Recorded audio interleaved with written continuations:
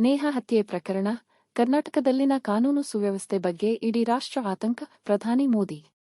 ಶಿರಸಿ, ಹುಬ್ಬಳ್ಳಿಯ ಕಾಲೇಜು ವಿದ್ಯಾರ್ಥಿನಿ ನೇಹಾ ಹತ್ಯೆ ಪ್ರಕರಣವನ್ನು ಮುಂದಿಟ್ಟುಕೊಂಡು ಸಿದ್ದರಾಮಯ್ಯ ಸರ್ಕಾರದ ವಿರುದ್ಧ ವಾಗ್ದಾಳಿ ನಡೆಸಿದ ಪ್ರಧಾನಿ ನರೇಂದ್ರ ಮೋದಿ, ಕರ್ನಾಟಕದಲ್ಲಿನ ಕಾನೂನು ಮತ್ತು ಸುವ್ಯವಸ್ಥೆ ಬಗ್ಗೆ ಇಡೀ ರಾಷ್ಟ್ರ ಆತಂಕಗೊಂಡಿದೆ. ಕಾಂಗ್ರೆಸ್ ಸರ್ಕಾರ ಹತಾಶೆಯಿಂದ ರಾಜ್ಯವನ್ನು ಹಾಳು ಮಾಡುತ್ತಿದೆ ಎಂದು ಟೀಕಿಸಿದರು. ಕನ್ನಡದಲ್ಲಿಯೇ ಮಾತು ಆರಂಭಿಸಿದ ಪ್ರಧಾನಿ ಮೋದಿ, ಕರ್ನಾಟಕದಲ್ಲಿ ಹೆಣ್ಣು ಮಗಳೊಬ್ಬಳ ಹತ್ಯೆಯಿಂದ ಇಡೀ ದೇಶ ಆತಂಕಗೊಂಡಿದೆ. ರಾಜ್ಯದಲ್ಲಿ ಕಾನೂನು ಸುವ್ಯವಸ್ಥೆ ಬಗ್ಗೆ ಕಳವಳಗೊಂಡಿದ್ದಾರೆ. ಕರ್ನಾಟಕದಲ್ಲಿ ಹೆಣ್ಣು ಮಕ್ಕಳು ವಾಸವಾಗುವ ಬಗ್ಗೆ ಅವರ ಪೋಷಕರು ದಿಗಿಲುಗೊಂಡಿದ್ದಾರೆ. ಇದಕ್ಕೆ ಕಾಂಗ್ರೆಸ್ನ ಬದ್ಧತೆ ಕಾರಣ. ಕಾಲೇಜ್ ಕ್ಯಾಂಪಸ್ನಲ್ಲಿ ಹೇಗೆ ಹತ್ಯೆ ನಡೆಯಲು ಸಾಧ್ಯ ಎಂದು ಪ್ರಶ್ನಿಸಿದ ಅವರು ವೋಟ್ ಬ್ಯಾಂಕ್ಗಾಗಿ ಕೆಲವು ದಿನಗಳಲ್ಲಿಯೇ ಆರೋಪಿಯನ್ನು ರಕ್ಷಿಸಲಿದ್ದಾರೆ ಎಂದರು. ಕರ್ನಾಟಕವನ್ನು ಹಾಳು ಮಾಡುವುದರಲ್ಲಿ ಕಾಂಗ್ರೆಸ್ ಸರ್ಕಾರ ಬ್ಯುಸಿಯಾಗಿದೆ.